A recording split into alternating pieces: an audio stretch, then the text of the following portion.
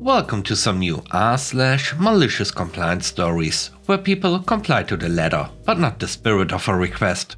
I hope you had a great day. The first story is called The Master of Baiting.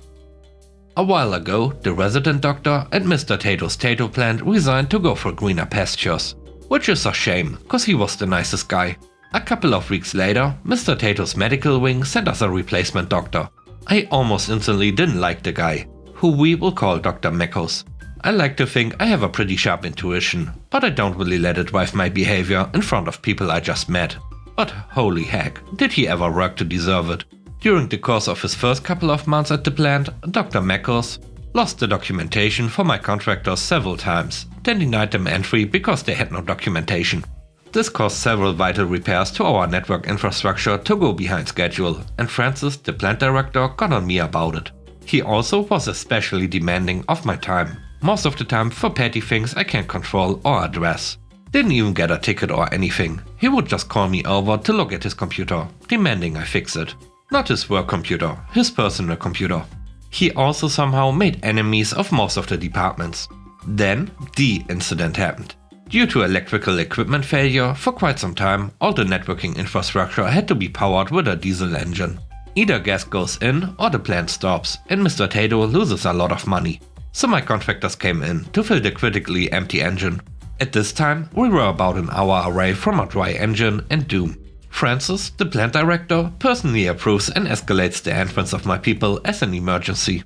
Then Dr. Mekos stops the whole thing, citing a health risk. My people can't work, and the power plot will stop.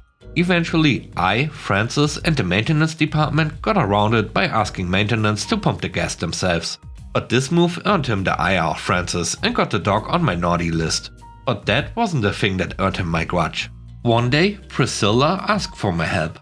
She's the head of her own department, a very nice older lady who knows nothing about computers and is constantly asking me for help. Because she warrants about half of my support tickets a year, you can say she's my primary source of income. Well, I'm working on her email because it won't load. Then Dr. Mekos comes in, asking for whatever. And let me tell you, he was not just rude. He was dismissive, called her worthless. When I asked her about it after the guy left, she tells me he's like this every time. That was the last straw for me.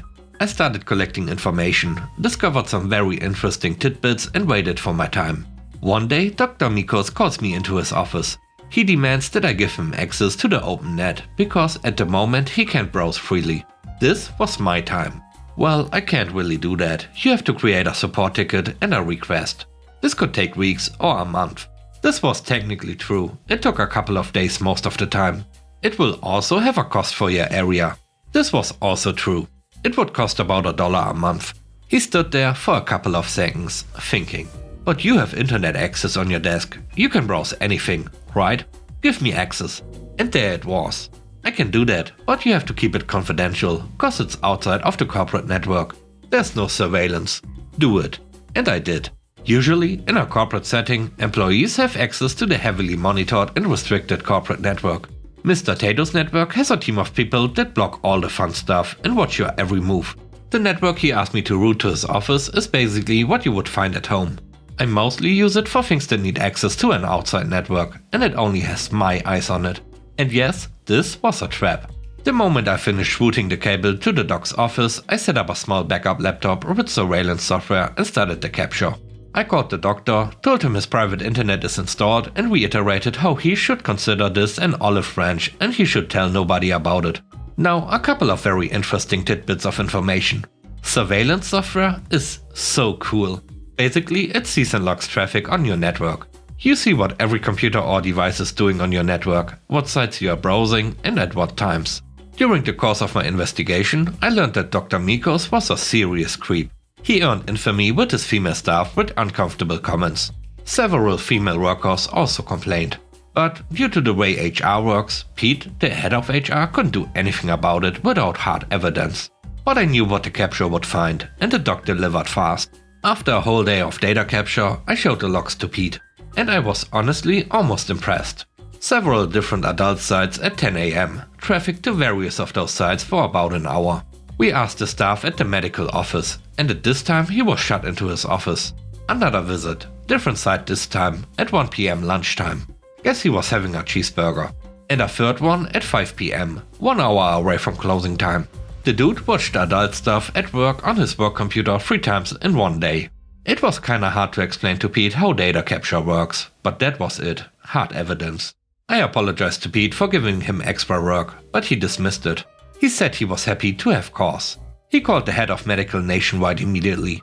Dr. Mikos was escorted out by security the next day, and I showered his work laptop in alcohol before starting work on it the next day, and my days improved. The next story is called Break Policy. I was told by my assistant manager to never send 2 people at the same time for breaks. So the next day I scheduled every break I had with no overlapping. I wasn't even done first coffee before I should have been on lunches. So I went to the store manager and asked for help and some tips. Her policy is, if you need help, ask. She reads it, realizes no one's been on lunch yet and asks me why. So I tell her that yesterday I was told under no circumstances am I to ever send 2 people at the same time. The store manager sends me for lunch and calls the assistant manager into the office. I return an hour later. The store manager tells me, assistant manager is on the floor, she's covering breaks for you. She's to remain on the floor until you are ready and caught up. If you need anything covered or any breaks done, get that done before you send her on any breaks. So satisfying telling my boss you are spending the day in cosmetics. The last story is called PPE Policy. I used to work for a company that outsourced a lot of graphic designs and media work to other local contractor companies.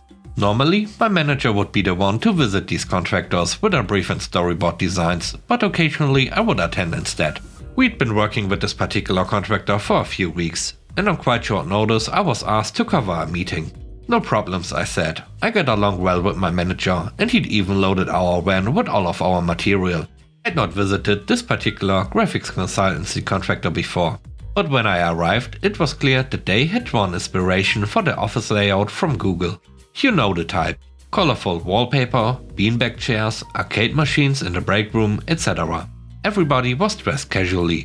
Jeans, t-shirts, trainers.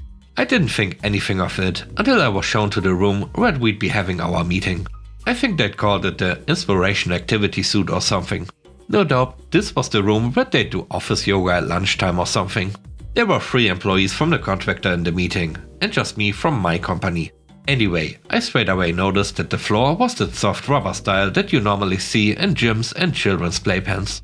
I was in my standard office attire, which included a pair of high heels. I could clearly see that this floor was not high heel friendly.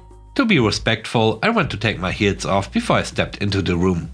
I was asked by one of the guys, who turned out to be the illustrations director, please put your shoes back on. I politely pointed out that I didn't think my heels were suitable for the floor, and perhaps I should leave my shoes at the door. I was told again in a slightly less friendly tone, you must wear shoes at all times in this building. I politely smiled and said that's fine. Would there perhaps be a different room that we could use, please? This time I was told in a pretty direct tone, this room is fine. We never have any issues when your manager visits, so I think this is suitable. Can we focus on the project instead of critiquing our personal protective equipment policy, please? That jerk annoyed me. I'm a customer in the office. I'm the only one wearing heels in the entire building, and I'm trying to not ruin that trendy office space. Plus, there was no industrial equipment in this office. What was their PPE policy if everybody was wearing jeans and trainers? Anyway, I took 2 steps into the meeting room and could feel my heels sink instantly. Well, too late now. It's a safety policy, I thought to myself. The malicious compliance. I set up each storyboard several feet away from each of the others and moved them around a few times in the meeting. I brought in all the boxes and laid them out on either side of the room, even though we didn't need the boxes for this meeting. I made as much effort as I could to walk around and be as animated as I could through the entire session. At the end of it, I surveyed my work. I'd left heel imprints everywhere I'd been walking in the room. The floor wasn't technically ruined, but it was definitely less lightly than it was before I walked around on it. I'm not a big lady, but obviously the soft rubber floor wasn't designed with stiletto heels in mind. I'm not sure if the contractor guys had figured out why I had originally asked, but they seemed a little bit quieter when we shook hands at the end of the meeting. They even offered to let me wait in reception, and they would bring all the storyboards and boxes out themselves. Just grab a coffee, they said.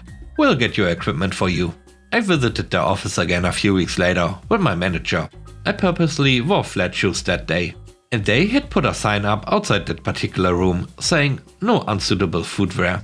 By the time we'd finished the project about 6 months later, the rubber floor had been removed and replaced with a more traditional carpet. I'd like to say there was more to the story, but I never went back to their office, and they lost the contract for not being able to deliver the required samples for 3 separate projects. Perhaps they weren't wearing the correct PPE. And with that, we end today's video. Let me know what you think about the stories. On a scale of 1 to 10, how would you rate the stories and today's video? I hope you enjoyed the video. If you did, please don't forget to subscribe and hit the like button. And I hope you have a great day. Stay safe. Bye bye.